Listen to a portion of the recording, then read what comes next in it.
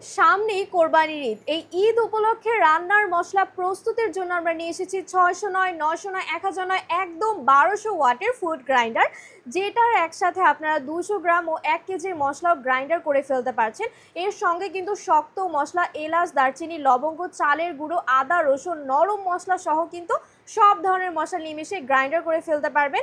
এছাড়াও কিন্তু একটা রয়েছে মরিচা প্রতিরোধী 8টি ব্লেড, যেটা থাকবে মাল্টি ফাংশনাল এবং বডিটা থাকবে সম্পূর্ণটা স্টেনলেস স্টিল বডির মধ্যে, অনেক বেশি শক্তিশালী এবং মজবুত। আর এখানে হ্যান্ডেলটা দেখতে পাচ্ছেন অনেকটা শক্তিশালী, আর নিচে কিন্তু খুবই চমৎকারভাবে ক্রাফট করে ডিজাইন করা আছে।